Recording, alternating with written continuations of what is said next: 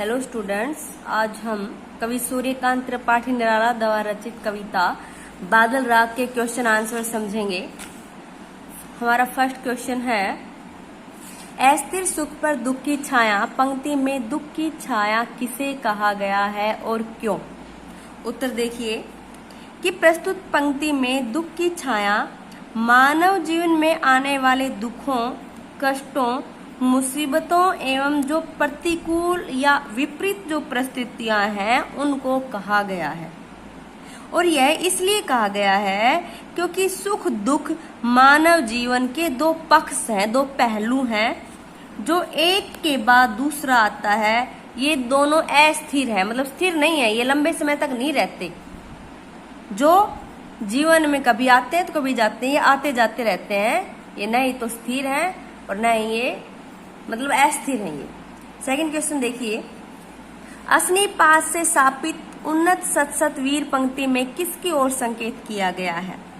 असनी पात से स्थापित उन्नत सतसत वीर पंक्ति में जो पूंजीपति वर्ग है, जो शोषक वर्ग है और जो धनी वर्ग के लोगों की ओर संकेत किया गया है, क्योंकि जो पूंजीपति वर्ग है वो जो गरीब है लोग हैं उनका शोषण करते हैं। ये धनी वर्ग के लोग क्रांति के दूत बादल की विद्रोहपूर्ण बिजली गिरने से, उन्नति के शिखर से, पृथ्वी के तल पर आने से या तल पर गिर जाने से डरते हैं। नेक्स्ट है, विप्लव रव से छोटे ही शोभा पाते पंक्ति में विप्लव रव से क्या तात्पर्य है। छोटे ही है शोभा पाते, ऐसा क्यों कहा गया है। प्रस्तुत पंक्ति में विप्लव रव से तात्पर्य क्रांति के विद्रोहपूर्ण शब्दों या गर्जना से है। वह ऐसे लोगों की गर्जना या स्वर है जो सदियों से पूंजीपति वर्ग के शोषण का शिकार होकर दयनीय जीवन जीते आ रहे हैं।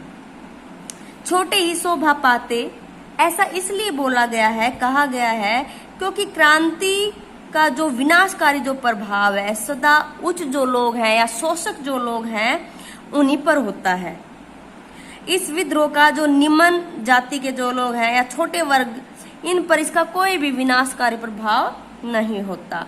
और जो उच्च वर्ग मतलब जो पूंजीपति लोग हैं उन पर ही क्रांति का प्रभाव होता है और वही इस क्रांति से डरे सहमे हुए रहते हैं।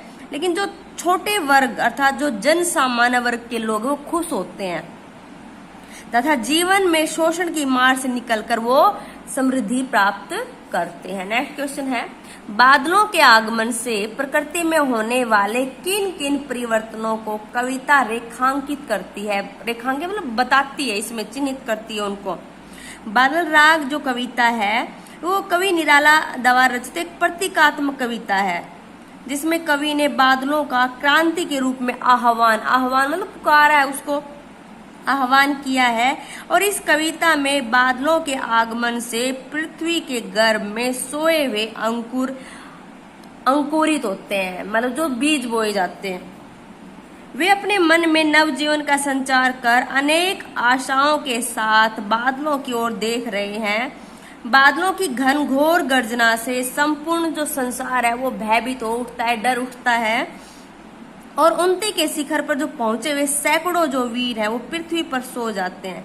विशाल काय उच्च वर्ग के लोग घायल होकर मर जाते हैं। लेकिन जो शोषित वर्ग है, जो छोटे तबका है, जो छोटे भार वाले जो छोटे छोटे पौधे हैं वो हंसते रहते हैं, मुस्कुराते रहते हैं और वो अपार हरियाली से भरकर हिल हिल कर खिलखिलाते हुए बादलों को बुलाते हैं। थैंक्स स्टूडेंट्स, मेरे चैनल को लाइक कीजिए, सब्सक्राइब कीजिए और कमेंट्स कीजिए।